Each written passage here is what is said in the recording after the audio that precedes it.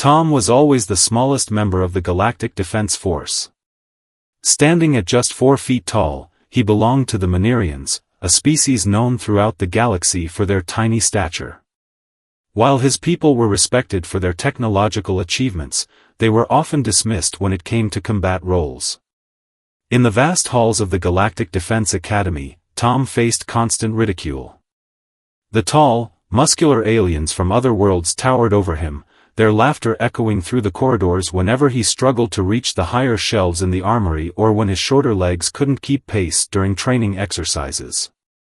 Look at the tiny warrior trying to lift a standard blaster. The blue-skinned giant Rex would mock, his massive frame casting a shadow over Tom's workspace.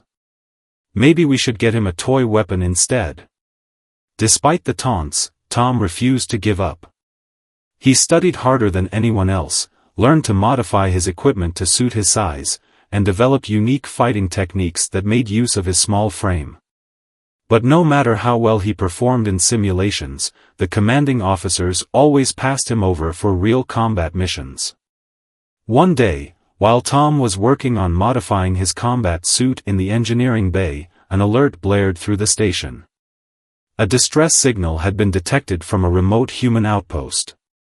The station's commanders quickly assembled a response team, but as usual, Tom wasn't even considered.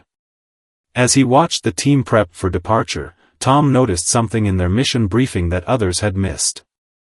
The outpost was built with narrow maintenance tunnels that would be too small for most species to navigate. Without hesitation, he approached Commander Stone with his observation. "Sir, the standard tactical approach won't work," Tom explained, pulling up the outpost schematics. "The main entrance will surely be guarded, but I could access the central control room through these maintenance shafts. No one else on the team could fit through them." Commander Stone studied the schematics, his expression thoughtful. For the first time, Tom's small size wasn't a disadvantage, it was exactly what the mission needed. After a moment of consideration, the commander made an unprecedented decision. "Warrior Tom," he announced, using the title that others had only used mockingly before, "you'll be paired with Jack, our human specialist. Your size and his experience might be the combination we need to save those colonists." As Tom suited up alongside Jack, he could feel the doubtful stares of his fellow officers. But this time, they didn't matter. He had a chance to prove himself, to show that being small didn't mean being weak or useless. Little did he know, this mission would change not only his life but also how the entire galaxy viewed the Manerian people. Tomorrow would bring challenges that would test both his skills and his courage, but for now, Tom focused on checking his modified equipment one last time. His size had finally become an advantage, and he was ready to make the most of this opportunity. The rescue ship cut through space like an arrow, its engines humming quietly as it approached the human outpost. Tom sat in the co-pilot seat next to Jack, studying the mission details on his tablet. The human was unlike anyone Tom had worked with before. He didn't make jokes about Tom's size or question his abilities. Instead, he focused on planning their approach. "The pirates who took over the outpost probably think they've covered all possible entry points," Jack said, his voice calm and professional. "But they don't know about you, Tom. That's our advantage." As they neared the outpost, they could see the damage. Scorch marks from energy weapons scarred the outer hull, and several communication arrays hung loose, sparking occasionally. Through the viewports, they spotted armed pirates patrolling the main corridors. 20 minutes until we dock," announced the ship's computer. Tom double-checked his modified equipment, a lightweight plasma cutter, a miniature stun generator, and his specially designed combat suit. Each piece had been carefully adjusted to work with his smaller frame. Jack outlined their plan one final time. "I'll create a distraction at the main entrance. While they're focused on me, you'll enter through the maintenance shaft on the lower level. Remember, our primary goal is to reach the control room and restore power to the security systems." The moment they docked, everything happened quickly. Jack moved toward the main entrance, his heavy boots echoing through the metal corridors. Tom waited for the signal, his heart pounding but his hands steady. When the sound of weapon fire erupted from the main entrance, he knew it was time. The maintenance shaft was exactly as small as the schematics had shown, perfect for someone of Tom's size. He moved swiftly through the narrow space, using his tablet scanner to avoid detection. The pirate's sensors weren't designed to monitor these tiny passages, making him practically invisible. As he crawled through the shaft, Tom heard fragments of conversation through the walls. The pirates were confused by Jack's assault, unable to understand how one human could create so much chaos. They didn't realize it was all part of the plan. Halfway to the control room, Tom encountered his first real challenge. A section of the shaft had collapsed, leaving barely enough space for even someone his size to squeeze through. Any other member of the rescue team would have been forced to turn back, but Tom saw it as proof that he was meant for this mission. Taking a deep breath, he removed his equipment belt and pushed it through the gap ahead of him. Then, using techniques he'd practiced countless times during his training, he maneuvered his body through the tight space. His small size, once a source of shame, had become his greatest asset. Finally, he reached the access panel above the control room. Through the grating, he could see 3 pirates below, their attention focused on the monitors showing Jack's continued assault at the main entrance. None of them thought to look up at the tiny warrior preparing to change everything. Tom's hand tightened around his stun generator as he prepared to make his move. In his earpiece, he could hear Jack's steady breathing as his human partner continued to fight, trusting that Tom would complete his part of the mission. For the first time in his career, someone was counting on him not despite his size, but because of it. The next few moments would prove whether all his training had been worth it. As he carefully removed the access panel, Tom allowed himself a small smile.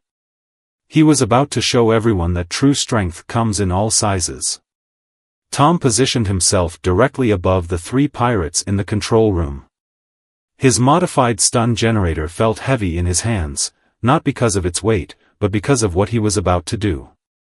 He had trained for this moment countless times in simulations, but this was real. Lives depended on his success. Through his earpiece, Jack's voice came in between bursts of weapon fire. "Status update, partner?" In position, Tom whispered back. 3 targets below. "Ready to proceed." "Show them what a tiny warrior can do," Jack replied, and Tom could hear the smile in his voice. Without further hesitation, Tom dropped his first stun charge through the opening. It fell silently, its small size making it almost invisible until it detonated in a flash of blue energy. The first pirate dropped before he could even turn around. The remaining 2 pirates spun toward their fallen companion, giving Tom the perfect opportunity to slip through the opening.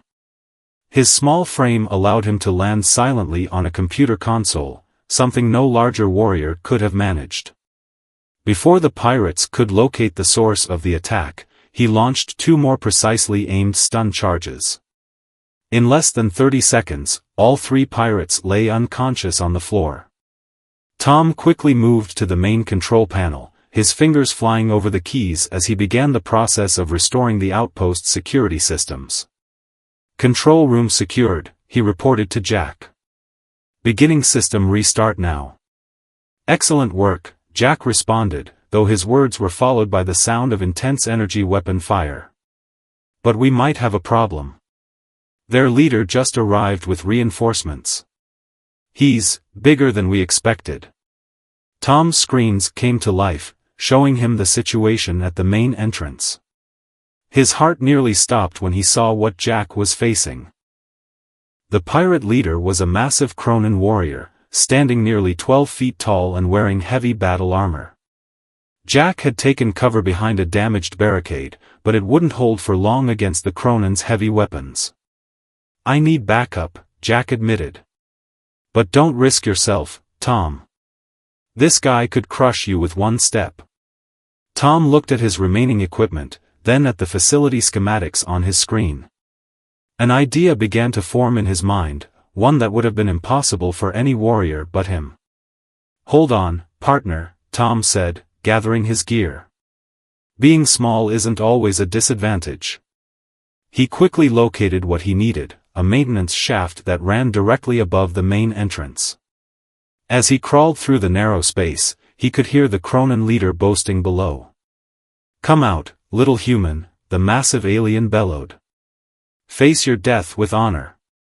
Tom positioned himself carefully, then used his plasma cutter to create a small opening in the ceiling, just large enough for his purposes.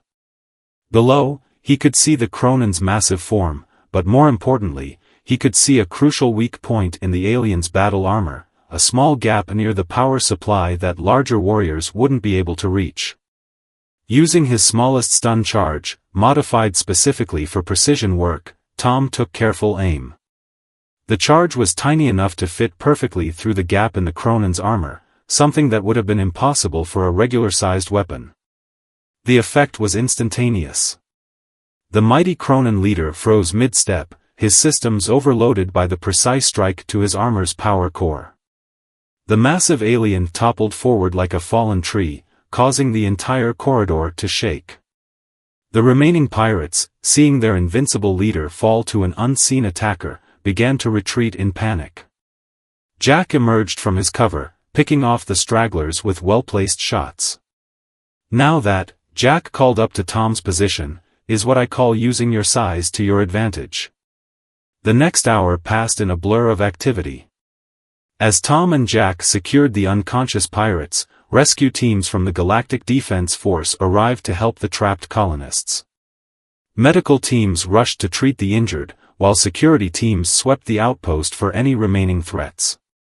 Tom found himself in an unusual position. People were actually looking up to him, despite having to look down to meet his eyes.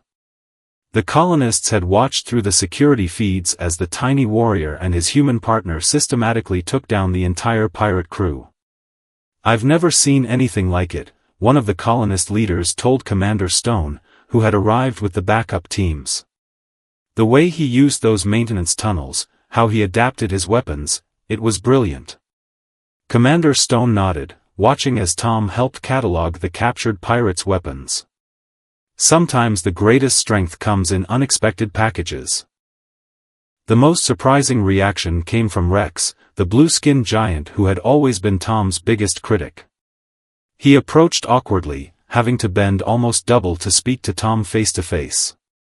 "I saw the security footage," Rex said, his usual mocking tone replaced with genuine respect. "That thing you did with the Kronan's armor. I couldn't have done that. None of us could have."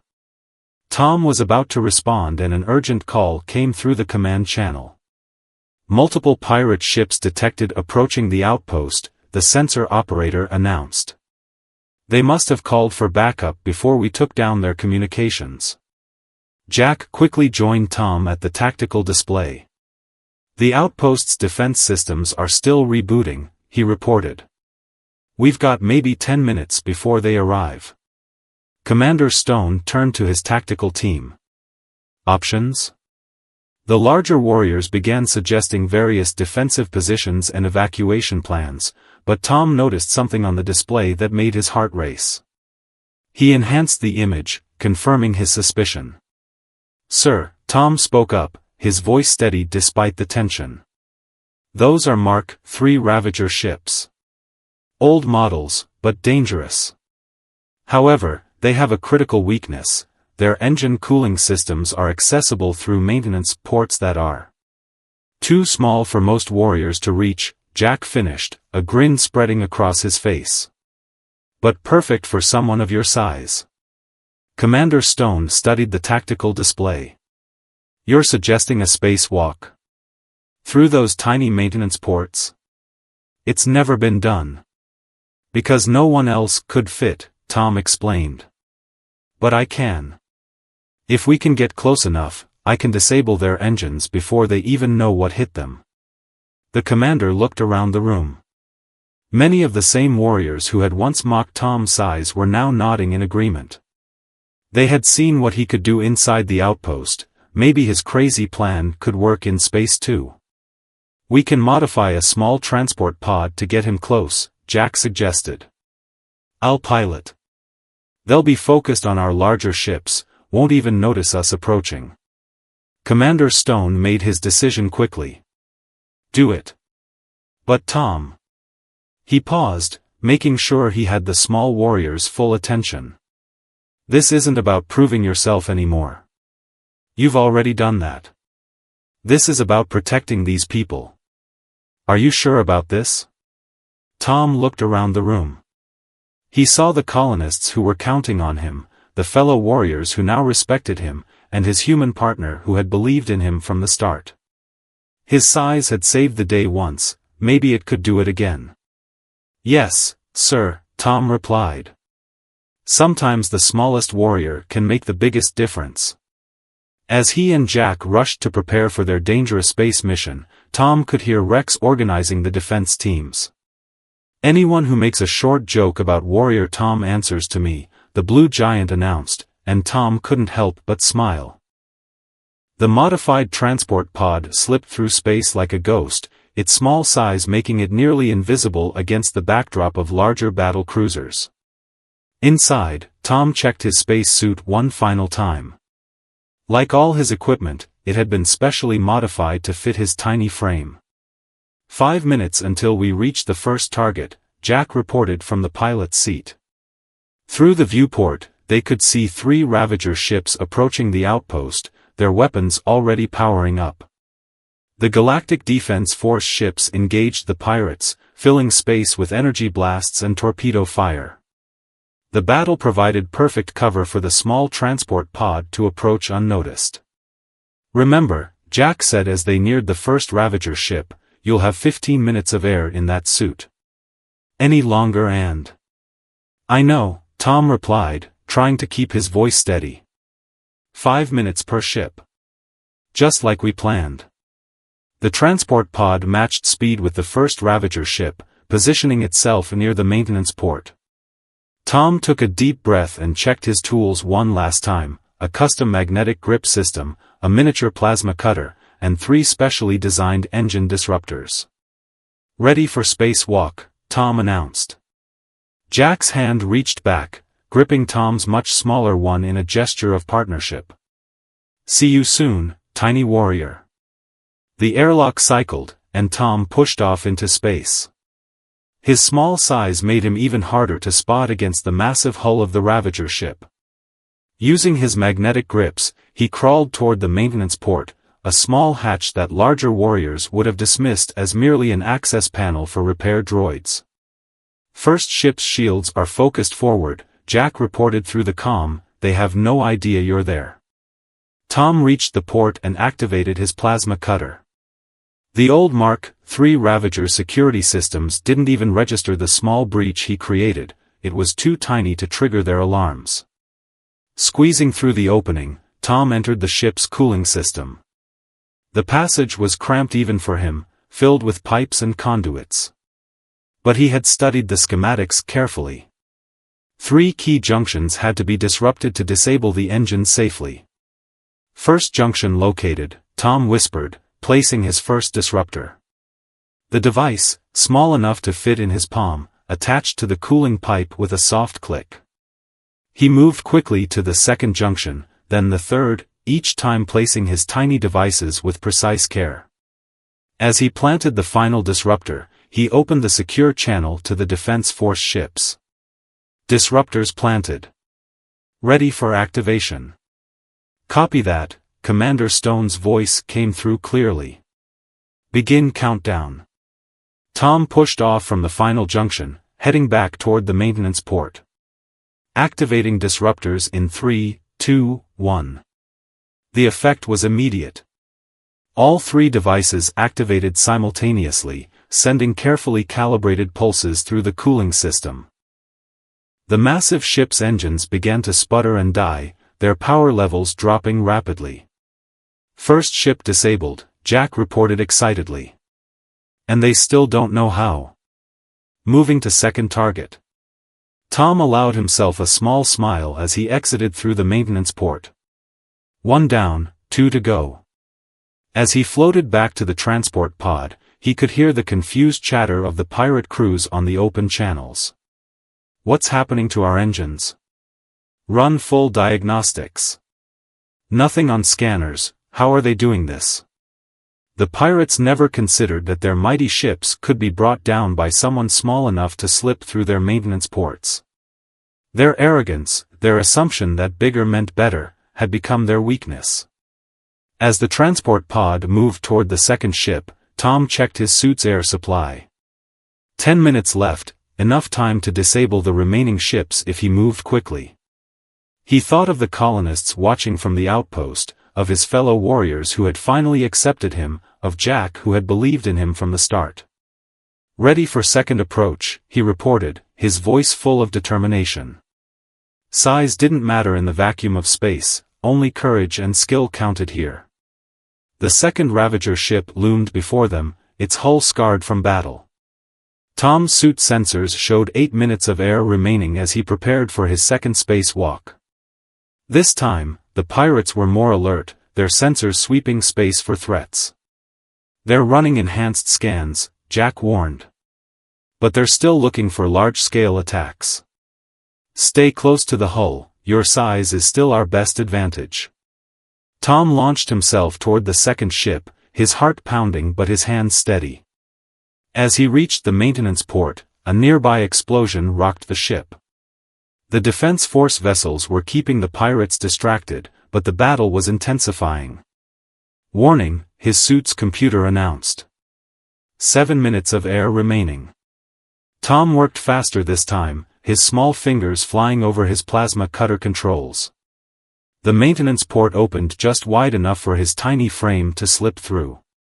Inside, the cooling system was identical to the first ship, another advantage of the pirates using older vessels. First disruptor placed, he whispered, already moving toward the second junction. Starting countdown. Suddenly, the ship shuddered violently. Tom grabbed a nearby pipe to steady himself as Jack's urgent voice came through his comm. They're firing up their backup systems. The vibrations. Before Jack could finish, the pipe Tom was holding broke loose. In the confined space, he tumbled backward, barely managing to grab another support with his magnetic grip. One of his remaining disruptors floated away into the maze of pipes.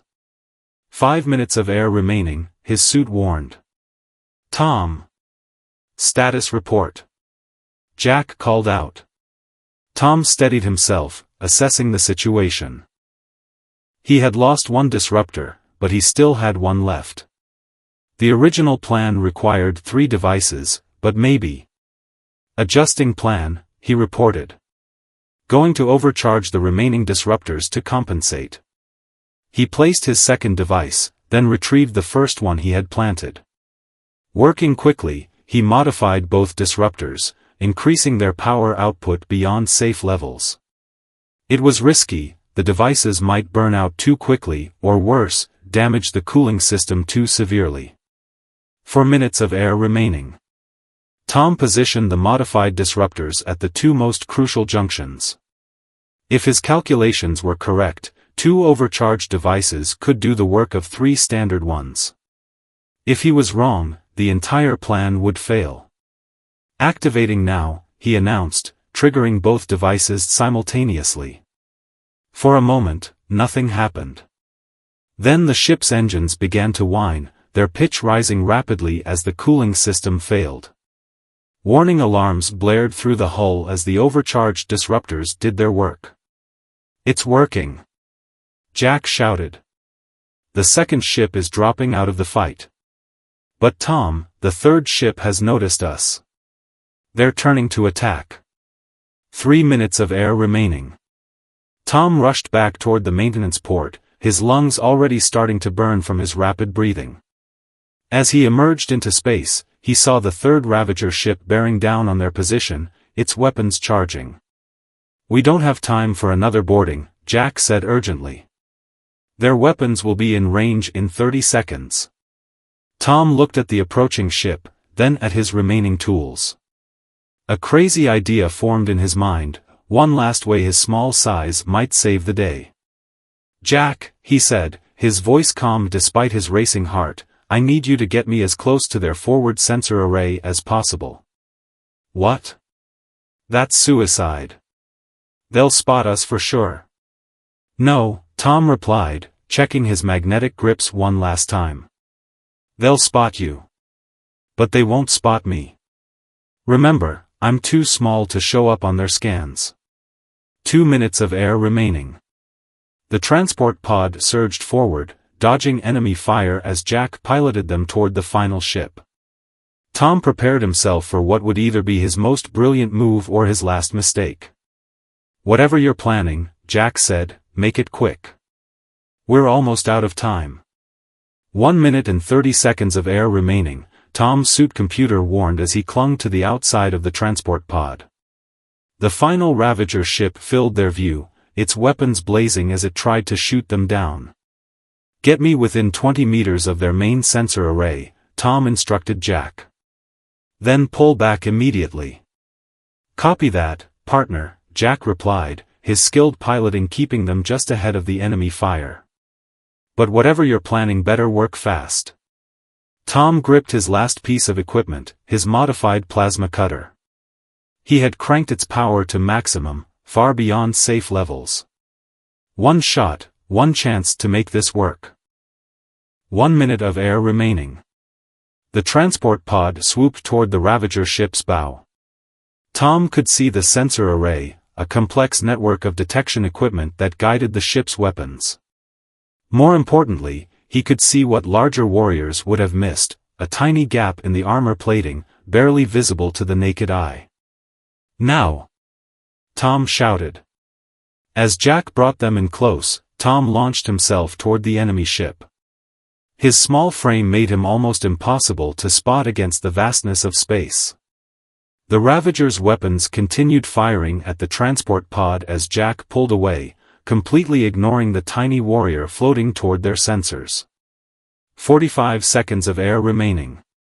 Using his magnetic grips, Tom landed precisely beside the gap in the armor. Through it, he could see the delicate components of the sensor array's power distribution node, a vital spot that would normally be impossible to reach. 30 seconds of air remaining. Tom activated his overcharged plasma cutter. The tool whined dangerously in his hands as he aimed it through the gap. At this range, with this power setting, there would be no second chance. 20 seconds of air remaining. He fired. The plasma bolt shot through the tiny gap, striking the power node directly. For a moment, nothing happened. Then, like a chain reaction, the overload spread through the sensor array. Sparks flew as system after system failed. The massive Ravager ship went blind, its weapons falling silent as all its targeting systems crashed. Without sensors, it was helpless in the battle. 10 seconds of air remaining. "Tom!" Jack's voice cracked through the comm, "Hold on." The transport pod swooped back, expertly piloted to catch the tiny warrior. Tom barely managed to grab the airlock handle as they sped past. 5 seconds of air remaining. The airlock cycled, seeming to take forever as Tom's vision began to blur. Just as his suit's computer announced air supply critical, the inner door opened. Tom tumbled inside, gasping as fresh air filled his lungs. From the cockpit, he could hear Commander Stone's voice over the comm, "Third Ravager ship has surrendered. All hostile vessels neutralized. Well done, warriors." Jack helped Tom to his feet, both of them grinning despite their exhaustion. Through the viewport, they watched as Defense Force ships moved to secure the disabled pirate vessels. "You know," Jack said, "I don't think anyone's going to be making short jokes about you anymore." Back at the outpost, the celebration was already beginning. The colonists were safe, the pirates were captured, and the story of how it all happened was spreading quickly through the Defense Force channels. Commander Stone met them as they docked, standing at attention despite his massive height. "Warrior Tom," he announced formally, "your actions today have redefined what it means to be a warrior in the Defense Force." Size, it seems, is not nearly as important as heart, skill, and creativity. As Tom looked around at the gathered crowd, the colonists he had helped save, his fellow warriors who now treated him with respect, and his human partner who had believed in him from the start, he realized something important. He hadn't just proved himself as a warrior today. He had shown everyone that being different, being small, being unique, could be the greatest strength of all. "Thank you, Commander," Tom replied simply. "But I couldn't have done it alone." He glanced at Jack, then at all the others who had supported their mission. Sometimes the biggest victories come from working together, no matter our sizes or species. And in that moment, standing tall despite his small stature, Tom knew he had finally found his place among the stars.